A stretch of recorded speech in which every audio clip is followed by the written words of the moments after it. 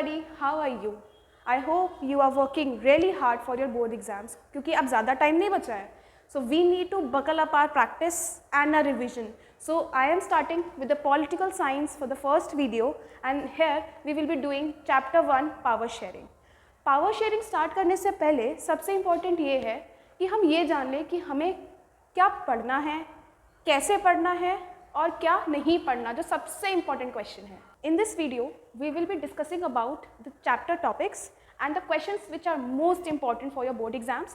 So we will be doing the chapter topics in the form of flowcharts only. So first is overview. हम chapter तो पढ़ लेते हैं, but हमें ये नहीं पता होता है कि chapter किस बारे में बात कर रहा है.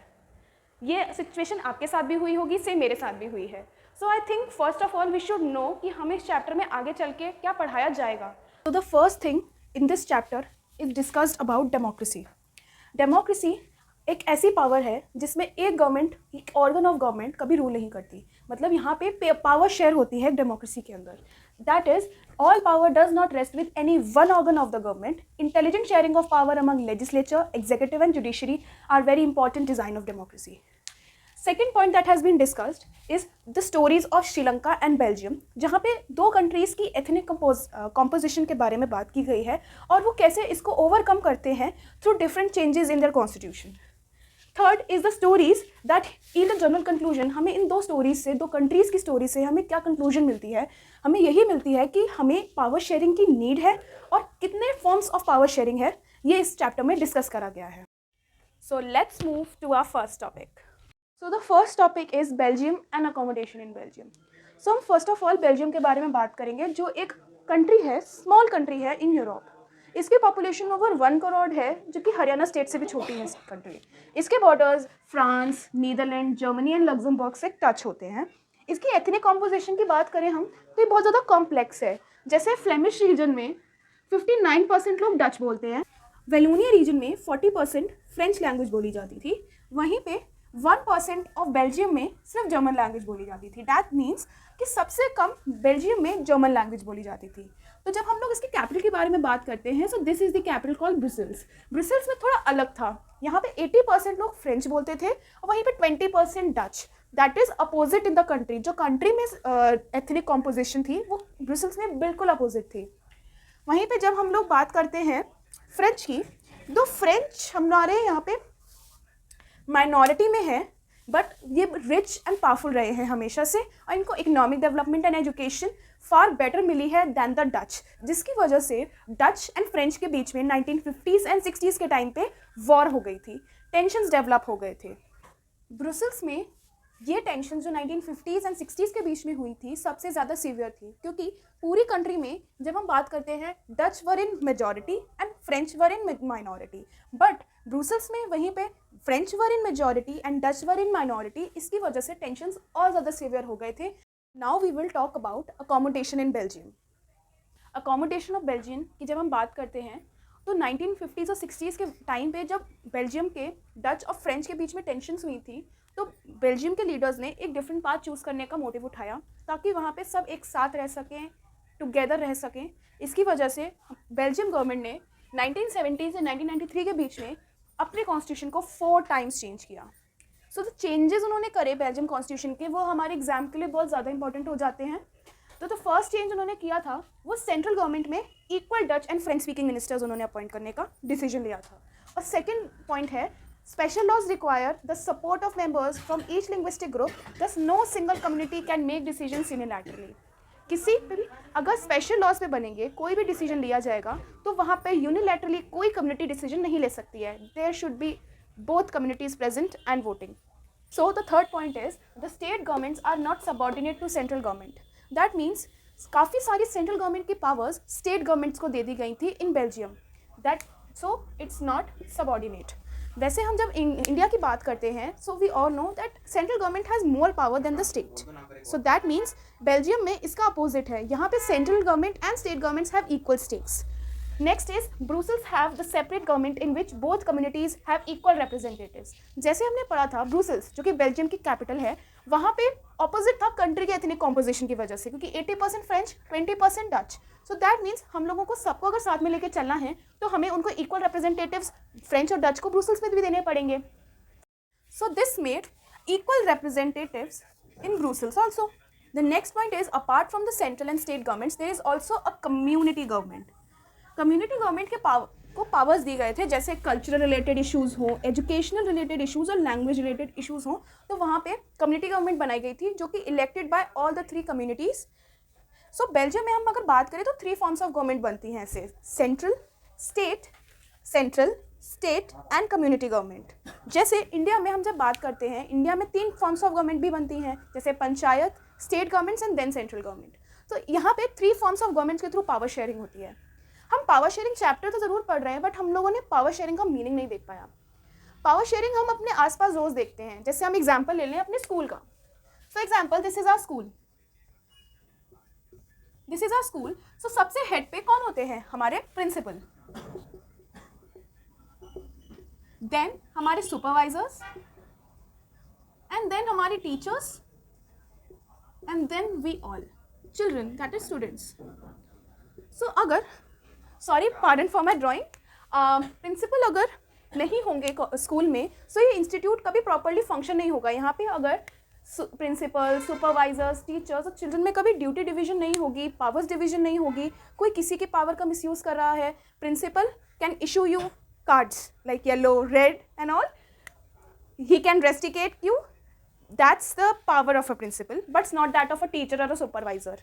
सिमिलरली हमारे घरों में भी पावर शेयरिंग होती है हमारे फादर, मदर और ग्रैंडफादर, ग्रैंडमदर्स के बीच में. जब हम बात करते हैं, जब हमें कहीं बाहर जाना होता है, like a trip, school trip out of your city और योर टाउन, तो हमें सबसे पहले परमिशन किसकी चाहिए होती है? ऑफ कोर्स पापा की. वहीं पे अगर हमें क्या खाना है, ये पावर मम्मी की होती है कि हाँ हम उनको बोल सकते हैं. सिमिलरली हर चीज़ की पावर डिवीजन पहले से हम जानते हैं.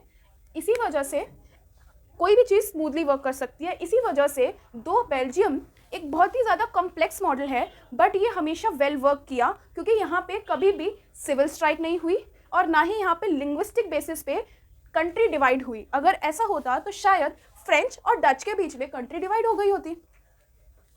इस वेल फंक्शन बेल्जियम मॉडल को देख के जब यूरोप यूनाइट हुआ था, जब यूरोप की कंट्रीज यूनाइट होकर एक यूरोप कॉन्टिनेंट बना था, तब वहाँ का हेड क्वार्टर्स ब्रुसेल्स चूज़ किया गया था.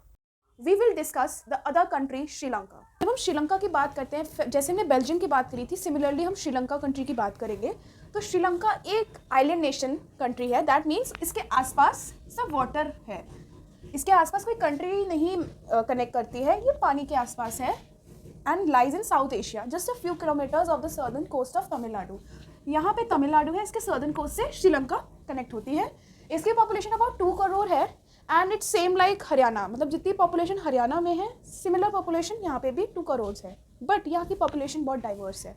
जैसे हमने बेल्जियम में देखी, वहाँ पे फ्रेंच एंड डच का था, 1% जर्मन. सिमिलरली यहाँ पे 2 मेजर ग्रुप्स हैं, सिनिलास एंड तमिल्स. क्रिश्चियंस हैं but they are in a minority, that is 7% only. Sinhalas are 74 and Tamils are 18%. So when we talk about Sinhala speakers, they generally follow Buddhism, and Tamil speakers follows Hinduism and Islam, while Christian speakers are both Tamil also and Sinhalas also. But when we talk about Tamil speakers, they are generally of 2 types, Tamil natives and the rest. Tamil natives are called Sri Lankan Tamils. These are the people who are born in Sri Lanka only. So they are concentrated in the north part as well as in the east part of the country. While the rest, which are known as Indian Tamils, as the name suggests, वो लोग India, उनके forefathers India से आए हैं migrate करके as a plantation workers. तो उनको श्रीलंका उनको नेटिव नहीं मानती है अपना, कि आप यहाँ पे बर्थ नहीं लिया है, आप किसी और कंट्री से आए हो. That means whose forefathers came from India as plantation workers during the colonial period. So the next topic would be of majoritarianism in Sri Lanka, कि how Sri Lankan government help to remove this civil crisis जो diverse linguistic basis पे create हो रहे थे country को divide करने के लिए. Talk about majoritarianism in Sri Lanka. So majoritarianism एक रूट वर्ड से बना है जो कि है मेजॉरिटी. मेजॉरिटी का मतलब होता है, जैसे suppose in our class girls and boys पढ़ते हैं और गर्ल्स ज़्यादा हैं बॉयज़ से, तो we can call it that girls are in majority and boys are in minority. Similarly Sri Lanka country की जब हम बात करते हैं तो अभी हमने रिसेंटली पढ़ा था कि सिनिलाज 74% है and Tamils are in 18%. So this forms Sinhalas are in majority and Tamils are in minority. So जब श्रीलंका इंडिपेंडेंट हुई थी 1948, so this year is very important for you. You have to write in your board exams. So, जब Sri Lanka emerged as an independent country, the leader of the Sinhala community sought to secure dominance over the government by virtue of the majority. तो Sinhala community ये चाहती थी कि उनकी government बने क्योंकि वो मेजॉरिटी में है. But as a result, the democratic elected government adopted a series of majoritarianism measures to establish Sinhala supremacy. इसकी वजह से श्रीलंका में Sinhala supremacy हुई. That means Sinhalas की गवर्नमेंट आई जहाँ पे Sinhalas मेजॉरिटी में थे, जहाँ पे president, vice president, prime ministers, जितनी भी पोस्ट थी मेजरली सब सिनिलास ही उसमें अपॉइंटेड थे, तमिल्स नहीं थे ज़्यादा. So in 1956 an act was pass to recognise Sinhalas as the only official language this regarding Tamils. तो श्रीलंका में दो कम्युनिटीज़ मेजर थी, that is Sinhalas and Tamils. But Sinhalas majority में होने की वजह से और गवर्नमेंट फॉर्म करने की वजह से उन लोगों ने 1956 में एक एक्ट पास करके सिनहलास को एक ऑफिशियल लैंग्वेज डिक्लेयर कर दिया. सो जो तमिल्स को पसंद नहीं आया. सो तीन चीज़ों पे हम लोग फोकस कर सकते हैं. सिनहलास ने अपनी लैंग्वेज को प्रेफरेंस ज़्यादा दी, कल्चर को सबसे ज़्यादा प्रेफरेंस दिया और रिलीजन को अपना सुप्रीम रखा. वहीं पे गवर्नमेंट ने तमिल्स को ये फील कराया कि वो उनके बारे में केयर ही नहीं करते, ना उनकी लैंग्वेज के बारे में केयर करते हैं, ना रिलीजन, ना कल्चर को प्रमोट करने में हेल्प कर रहे हैं. And also they felt that the government and constitution are not protecting their fundamental rights such as right to equality, जो कि एक फंडामेंटल राइट है कि किसी भी गवर्नमेंट को इक्वली ट्रीट करना चाहिए सब कम्युनिटीज़ को. बट यहाँ पे सिनहलास की गवर्नमेंट होने की वजह से वो राइट टू इक्वालिटी फॉलो नहीं कर रहे थे, वो डिस्क्रिमिनेट कर रहे थे them in getting jobs and their opportunities. Other opportunities और जॉब्स, एजुकेशन, हर सेक्टर्स में Tamils were being exploited because Sinhalas की सुप्रीमेसी के वजह से तमिल्स एक्सप्लॉइट हो रहे थे. So these are the points which talks about majoritarianism in Sri Lanka. So if a question comes about Sri Lanka and its majoritarianism, you can write these points as it is. You can take a screenshot of it or you can write notes in your notebook. So it's important that you write your answers in points but not in paragraph, क्योंकि paragraph लिखना is not preferred in social science. जितने आप points बना कर लिखोगे, it's very easy for the teacher to read and help you to score high marks. So जब सिनहलास ने Tamils के कंसर्न्स को निगलेक्ट किया तब तमिल्स ने अपने लिए कुछ डिमांड्स मांगी. सो ये डिमांड्स हमारे एग्जाम के लिए बहुत इंपॉर्टेंट है कि 3 डिमांड्स उन्होंने मांगी थी. सबसे पहले उन्होंने पॉलिटिकल पार्टीज फॉर्म करी और उन पॉलिटिकल पार्टीज के थ्रू उन्होंने डिमांड्स मांगी.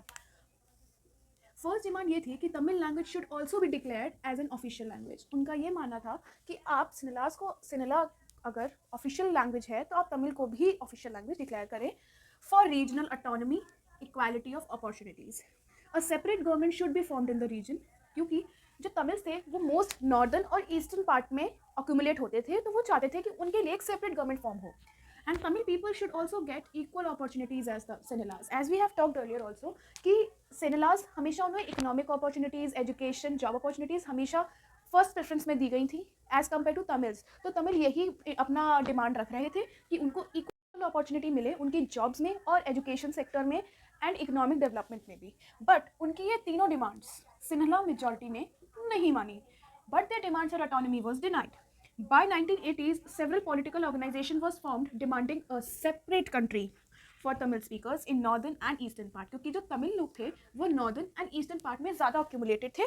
तो अब उनका ये डिमांड आ गई थी, अगर आप हमारी ये 3 डिमांड्स पूरी नहीं कर सकते हो तो अब हमें अपनी एक सेपरेट कंट्री दो. सिनहलास के लिए एक separate country and for Tamils different country. But ये भी नहीं माना गया. सो इसकी वजह से डिस्ट्रस्ट बिटवीन द कम्युनिटीज़ हो गया और इसकी वजह से वाइड स्प्रेड कॉन्फ्लिक्ट हुए जिसे civil war. As a result, thousands of people, both the communities, have been killed. Many families were forced to leave the countries as refugees. अपनी country होने के बावजूद भी उन्हें अपनी कंट्री को लीव करके जाना पड़ा और एक रिफ्यूजी की तरह रहना पड़ा. And many more lost their livelihoods. The civil war has caused terrible setup for the social and economic life of the country. इसकी वजह से social and economic life of a country को बहुत इफेक्ट हुआ, क्योंकि सिविल वॉर जब होती है, अगर कोई भी वॉर होती है, एग्जांपल हमने अभी रशिया एंड यूक्रेन का देखा, तो वहाँ पे भी इतनी डिस्ट्रक्शन हुई है कि रशिया को भी इकोनॉमिकली इम्पैक्ट हुआ है एज वेल एज यूक्रेन को तो हुआ है. हम देख ही सकते हैं कितना मैसिव डिस्ट्रक्शन हुआ है. दैट्स वाई जब श्रीलंका में भी सिविल वॉर हुई तो वहाँ सोशली, क्योंकि सोशल की बात में बात करें तो 2 कम्युनिटीज़ के बीच में सिविल वॉर हुई एंड इकोनॉमिकली भी बहुत रिसोर्सेज, पैसा वेस्ट हुआ. जैसे बेल्जियम में एक गवर्नमेंट, बेल्जियम लीडर्स ने एक ईजियर पाथ, एक पीसफुल पाथ चूज़ करने की कोशिश करी थी, वहीं पे श्रीलंका की गवर्नमेंट ने ऐसा ना करके मेजॉरिटेरियनिज्म को चूज़ किया और मेजॉरिटी गवर्नमेंट बना के यहाँ पे सिविल वॉर की सिचुएशन क्रिएट हो गई थी. So third topic is why power sharing is desirable. This is the most important question of this chapter and it might come, so mark it as a double star. So power sharing desirable क्यों है, power sharing क्यों होनी चाहिए, इसके दो reasons है. एक तो है prudential and the second is the moral reason. Prudential का मतलब ये होता है कि जो gains and losses के calculation पे based हो. So power sharing is good because it helps to reduce the possibility between social conflicts. It is based on careful calculations of gains and losses. Power sharing good prudential reason की वजह से इसलिए good है ताकि social groups के बीच में conflicts ना हो. Example जैसे बेल्जियम में हमने देखा कि वहाँ पे फ्रेंच एंड डच के बीच में पावर शेयरिंग की वजह से कॉन्फ्लिक्ट नहीं हुए. वहीं पे श्रीलंका में सिनिलाज एंड तमिल्स के पावर शेयरिंग प्रॉपर्ली ना होने की वजह से कॉन्फ्लिक्ट्स हुए. So it stress that power sharing will bring better outcomes. If power share better तरीके से हो रही है so it will surely get an better outcome. Example हम खुद ही देख सकते हैं बेल्जियम का, जहाँ पे लीडर्स ने एक बेटर वर्क मॉडल बनाया जहाँ पे फ्रेंच एंड डच टुगेदर रहकर बेटर आउटकम को शो करते हैं. It is a good way to ensure that the stability of political order. Example इसमें वही है बेल्जियम का कि वहाँ पे बेल्जियम मॉडल की वजह से वहाँ पॉलिटिकल ऑर्डर मेंटेन रहा, वहाँ कोई सिविल वॉर नहीं हुई, वहाँ पे कोई स्ट्राइफ नहीं हुआ. वहीं पे श्रीलंका में सिविल वॉर की वजह से thousands of people were killed. It reduces conflicts between social groups and power sharing helps to unite people. Like in Belgium, the Dutch and the French compromised to live together, while Sri Lanka में ऐसा नहीं हो पाया. अगर power sharing properly होती तो वहाँ पे भी कॉम्प्रोमाइज़ करके लोग वहाँ पे भी सेटल हो जाते, बट ऐसा नहीं हुआ. The second reason is the moral reason. Moral reason जैसे हम बोलते हैं power sharing is the very spirit of democracy. Very spirit of democracy का मतलब ये है, स्पिरिट का मतलब होता है सोल, आपकी आत्मा. तो डेमोक्रेसी की आत्मा है पावर शेयरिंग, क्योंकि अगर डेमोक्रेसी में पावर शेयरिंग ही नहीं होगी तो डेमोक्रेसी किस काम की. डेमोक्रेसी का मीनिंग ही पावर शेयरिंग पे आता है. लाइक हमारे लेजिस्लेचर, एग्जीक्यूटिव एंड जुडिशरी तीनों दो एक ही लेवल पर हैं बट ये अलग अलग पावर शेयर्स कर रहे हैं. So this is the very spirit of democracy. Second point is the decisions are purely based on moral grounds. Moral grounds पे यहाँ पे डिसीजंस बेस्ड होते हैं, ना कि political grounds. It emphasizes the very act of power sharing as valuable, क्योंकि power sharing बहुत valuable चीज़ है. अगर ये नहीं होगी पावर शेयरिंग सो ये कॉन्फ्लिक्ट्स और सिविल वॉर अराइज हो सकते हैं. A democratic rule involves sharing power with those affected by it's exercise is who have to live with its effects. इसका बेस्ट एग्जाम्पल हम देख सकते हैं हमारे फार्मर लॉज. किसके लिए आए थे? फार्मर्स के लिए आए थे, बट सबसे ज़्यादा इफेक्ट कौन हो रहा था? उससे फार्मर्स हो रहे थे. इसकी वजह से फार्मर्स की उन्होंने एजिटेट किया, उन्होंने स्ट्राइक करी. इसी से कोई कम्युनिटी, कोई सोशल ग्रुप अफेक्ट होता है तो वो वहाँ पे अपनी वॉइस रेज कर सकता है. तो यही मॉरल ग्राउंड्स बताते हैं. So it helps to reduce conflicts.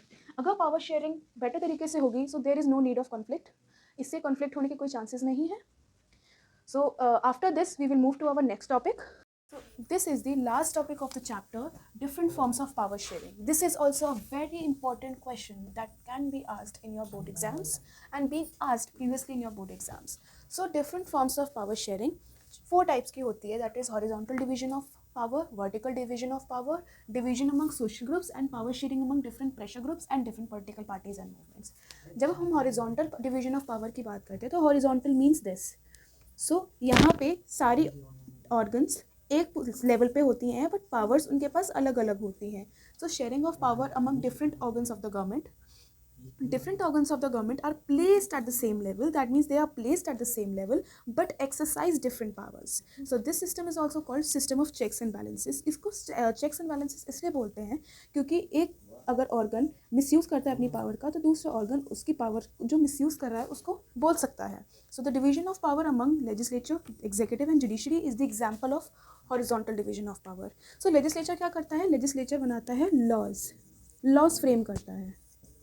वहीं पे एग्जीक्यूटिव इसको एग्जीक्यूट कराता है एंड जुडिशरी अगर इसमें कोई फ्लॉ है तो इसको नल एंड वॉइड भी कर सकता है इस लॉ को. सो ये क्या है? अगर ये लॉ एग्जीक्यूट प्रॉपर्ली नहीं होगा तो judiciary can enter and when law is null and void is flawed है तो वहाँ पे जुडिशरी एक्ट कर सकती है. Next is vertical division of power. Vertical division that means like this. So sharing of powers among governments at different levels. यहाँ पे level अलग अलग हो जाते हैं with power. यहाँ पावर भी अलग अलग होती है एंड लेवल भी अलग अलग होता है. So power among government at different levels, general government होती है for entire country, state government at regional level. जैसे इंडिया में भी सेंट्रल गवर्नमेंट होती है for the centre, state governments होती हैं for each states and local government that is panchayat and municipality. तो ये वर्टिकल ऑर्डर में चलता है। Central government has the max power, maximum power होती है इनके पास। State compare to centre less power and local have the less power than the states. So the next is division among social groups. Division among social groups which differ socially जो differ है, like हमने भी example Sri Lanka और Belgium का देखा। तो socially Sri Lanka की बात करें तो Sinhalas and Tamils socially different है, whereas in Belgium French and Dutch are socially different. So reserve constituencies in India for women and weaker sections like ST SC OBCs। जब सोशल ग्रुप्स के बीच में पावर शेयरिंग होती है then it's called as division among social groups. So example हम India का भी ले सकते हैं, लाइक हमारे यहाँ पे भी रिजर्व कॉन्स्टिट्यूंसीज बनाई गई हैं for ST scheduled caste, ST scheduled tribes and OBCs other backward classes के लिए। इसका बेस्ट एग्जाम्पल है कम्युनिटी गवर्नमेंट जो बेल्जियम में बनी थी, जहाँ पे हर language that is French, Dutch and German के लिए एक कम्युनिटी गवर्नमेंट बनाई गई थी, क्योंकि वो सोशली अलग अलग ग्रुप्स हैं। The next is power sharing among different pressure groups and different political parties and movements. So the competition among parties ensure that power does not remain in one hand. इसी वजह से हर 5 years के बाद में elections conduct होते हैं India में, ताकि पावर एक पार्टी के पास रिसाइड ना हो, वो मिसयूज़ ना करें उस पावर का। So various pressure groups organize popular struggles, protest against any decision of the government which they feel is wrong and put pressure on the government to influence that decision. They also will have a share in the government power either through participation in government committee or bringing influence on the decision making process. Examples are the trade unions, student union and business union.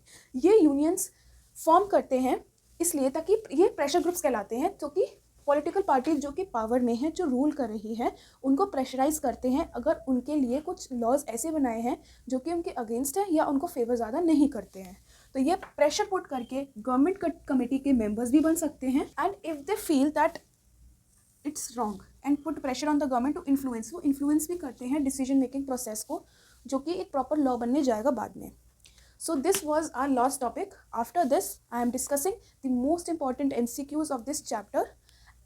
So these are the most important MCQs for this chapter. Please comment down the answers of these MCQs and this will be discussed in the next video. And keep revising all your topics and you will surely get good marks in your social science. All the best. And if you have any query, you can mail me at thetickingpen@gmail.com. Thank you. Bye-bye.